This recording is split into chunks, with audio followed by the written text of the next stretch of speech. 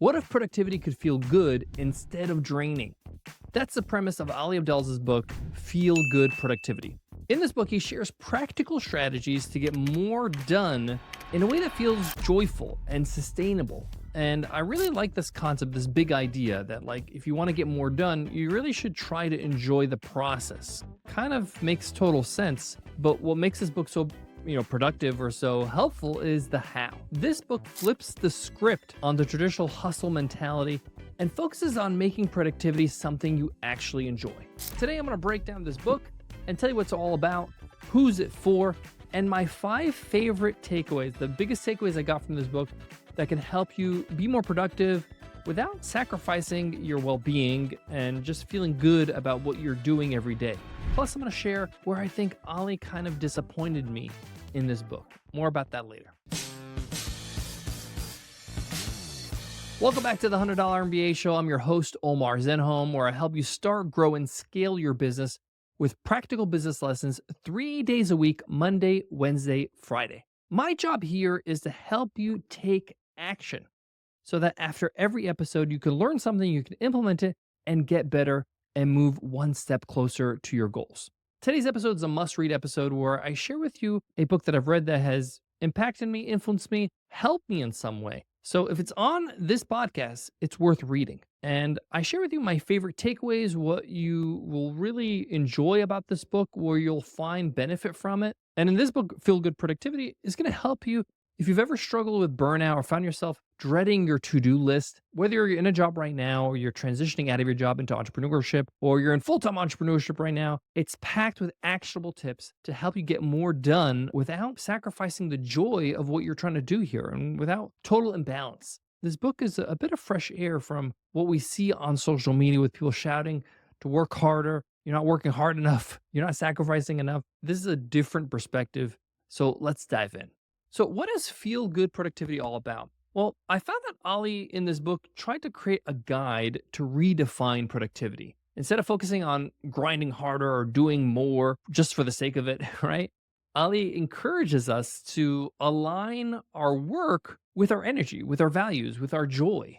So I first want to just outline who I think this book is for. This book is going to be helpful if you're an entrepreneur looking for more of a sustainable way to approach your work. You might be a professional in a job, feeling stuck in the grind of the 9 to 5 life. Maybe you feel like transitioning and you want to get a little bit more productive so that you have time to do your side hustle. Or I would say in general, it's for anyone who wants to achieve more while feeling good about it. I want to also mention that as somebody who's been doing entrepreneurship for over 20 years, I've been doing it full time since 2012, so it's been 13 years now. At the end of the day, even if you create your own life and your own business and your own work schedule and everything, eventually, when you're doing something consistently, it does start to feel mundane and a bit like a job. And sometimes the joy of it kind of fizzles out, kind of fades away. And it's important for you to re-inject joy. It's important for you to remind yourself why you're doing this in the first place and how you can have more fun with it. And remind yourself of the autonomy that you have. So even if you're a totally independent entrepreneur, and you're working hard on your business, you can really fall into this trap of like not feeling great about what you're doing every day. And this really makes you feel bored and doesn't allow you to be productive. And you don't have that energy you had when you first started that business where you had so much motivation. I also want to say that this whole thing about feeling good about your business and using that as motivation to be more productive, it's different for everybody. Some people have that drive. They just have that hunger for success. They're highly competitive, that flame doesn't really fade. And on the other side of the spectrum, there's a lot of people that just get bored very easily, very quickly. So whether you're on, the extreme, super motivated spectrum side of the spectrum, or the person that kind of gets bored very quickly, I find that this book could be helpful in just reminding you to have fun and enjoy what you do. So I want to share with you my 5 biggest takeaways from this book. And the first one is productivity isn't about doing more. It's about doing what matters. I really enjoyed this part of the book. I'm really glad it was at the start of the book because I think it's really important. I think Ali really does a good job emphasizing that being productive doesn't mean cramming your schedule with as many tasks as possible. It means focusing on the tasks that truly align with your goals and values. Really getting real about what are you trying to do? Where are you trying to go? and what are the tasks and the things you need to take on, like the action steps you need to take that actually get you closer there, rather than kind of making you feel like I'm busy, like I'm working hard here, that you can just kind of validate that feeling of you're trying. So in the book, he talks about how to apply this idea of really focusing on what really matters to you. And he says to start each day by identifying your most important tasks and work on that first. And I've been doing this for a very long time. So it was kind of nice to see that my practice has been validated by somebody else. What I do is I like to do a to do list for the week. I like to just jot down everything in my notebook of, if this week would be a win, these are the things I need to get done. Now, they're not like every little small task. It's just like, hey, I need to record X amount of episodes of the podcast. I need to do this meeting. I need to get on this coaching call, whatever it is. Like, these are the things that are going to actually move the needle in my business. And if I get these things done, it'll be a successful week. And then it's kind of like a master list. And then I pull from that list every day and say, okay, today I'm going to work on those things to make a dent and move forward and get closer to what would be a successful week. Just side note, I actually tried to do this for the whole month, and I found it to be very difficult to kind of measure how much I can actually do in a month and what is important for the whole month to be successful. I just found it easier to concentrate on the week because a week is just 5 days. I can really have a vision for what that week would look like.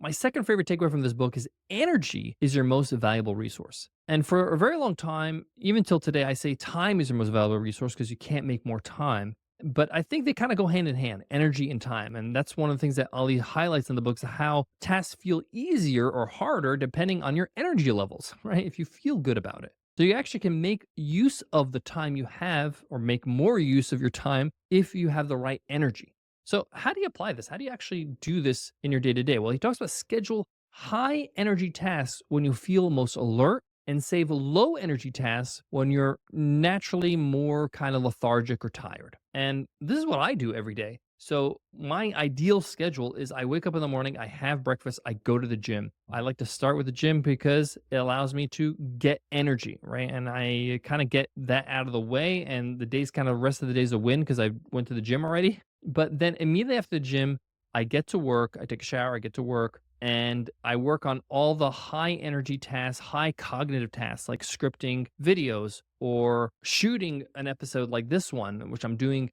at this time period. I just went to the gym an hour ago. So this is where I do all my high energy tasks. And then things like email, things like, phone calls, things like that, I can do that when my energy has dwindled and it doesn't require me to be fully focused and high energy. And that's usually at the end of the day for 5 o'clock.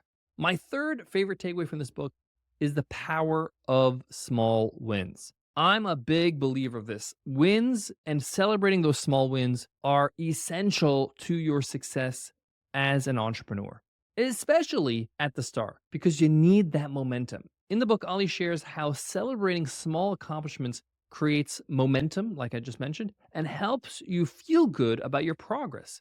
Just kind of that positive reinforcement that, hey, I can do good things. I can create good things. I can have wins under my belt. I am pretty good at what I do. The problem with a lot of high achievers and entrepreneurs in general, I found that we always look forward. We always look at what's next. We always look at what are we going to do, the next launch, next product, the next $1 million we're trying to make, whatever it is, right? And we rarely look behind. We never look what we've accomplished. We never kind of give ourselves a chance to kind of say, hey, I've done good things. I've actually accomplished a lot. And we don't actually stop and celebrate wins. And it's really important because this gives us the confidence and the momentum to keep going.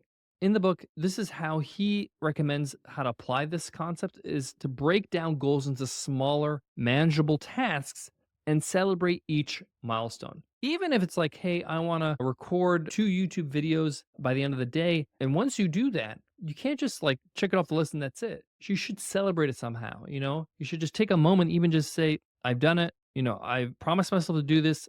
I was committed to doing it. I got it done. I held to my word. Maybe even just go for a walk, enjoy yourself with a nice, playlist of music, grab yourself an ice cream, whatever. The point here is that don't just let the time or the moment pass without celebrating it, even if it's just for a few seconds, a few moments, and just recognizing that you just won. My fourth favorite takeaway, embrace the joy of learning. In my opinion, I found this chapter quite important because I find that the through line of any successful entrepreneur that I have met or have worked with is that they are constantly learning. They're constantly willing to learn and grow. And that's how they continue to succeed. In the book, Ali argues that curiosity and the love of learning are key drivers of productivity. When you enjoy the process of growth, productivity just comes natural, right? When you just enjoy learning, enjoy the subject, if you're just enjoying the process of like, I didn't know that, now I know that I picked up a skill, your ability to continue to learn really becomes effortless. Nicole recently is brushing up on her French because we're going to go to France later this year. And she's really enjoying the process of growing and learning and moving up the levels in her course and really being productive. And it's really helping her gain momentum because she's doing it every day. She has these streaks. And this is only possible because she's enjoying the process of learning. She's enjoying the process of getting better every day.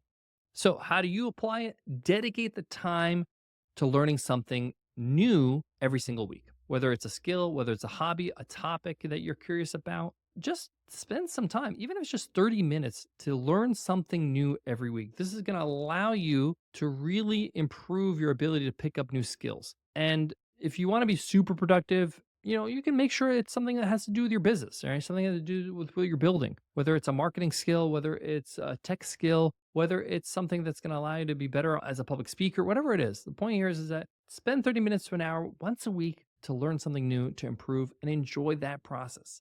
Lastly, my fifth and favorite takeaway from this book: focus on systems, not goals. In the book, Ali suggests that creating systems for your daily habits is more effective than just like obsessing over long-term goals. Systems provide a structure, it provides a way for you to be consistent, while goals are just checkpoints. They're just really ambitions.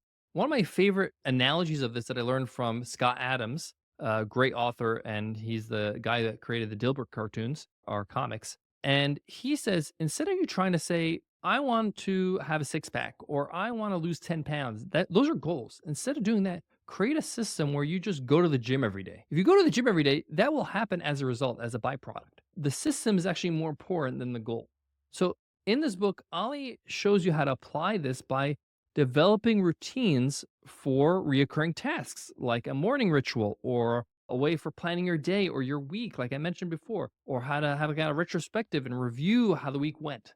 Ollie's approach to productivity in this book is refreshing. It's practical. It really helps you be mindful about what you're doing when you're trying to be productive, how to get some joy out of it.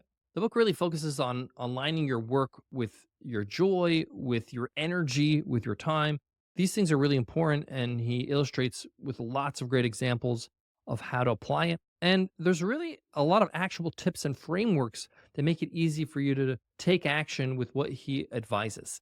Now, at the start of the episode, I did mention I was disappointed when it came to one aspect of this book. I want to preface this by saying that I'm a fan of Ali Abdaal's work. I've been following him for some time. I think he's one of the good guys in the business education world. He really teaches in a really fun and interesting way. If you don't know his style or his YouTube channel, you should check it out. It's got like over 3 million subscribers. Ali's the real deal, and he doesn't do it by, flashing Lamborghinis and mansions. He does it by just being a great teacher.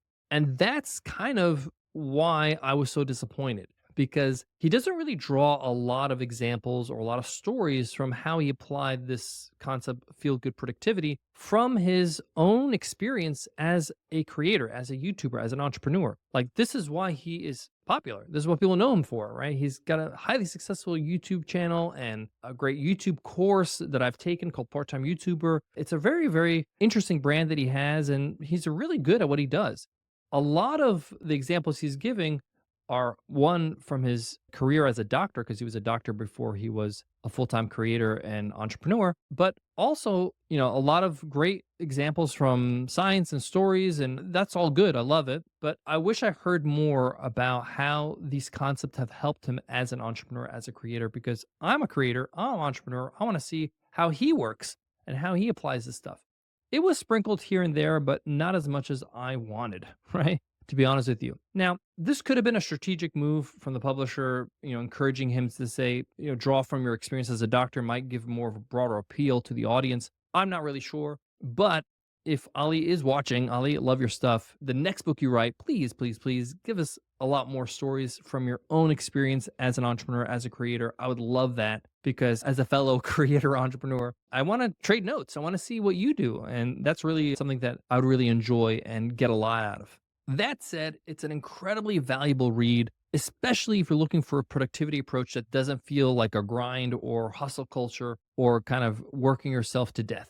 So, if you're ever struggling with burnout or feel disconnected from your work, Feel Good Productivity by Ali Abdaal is a must read. And just to recap, my 5 biggest takeaways here they are. Number 1, productivity is about doing what matters, not just doing more. Number 2, manage your energy to maximize your output. Number 3, celebrate small wins to build momentum. Number 4, make learning a joyful habit. And number 5, focus on systems to create consistency. Now, these are just my top 5 takeaways. There's a ton more.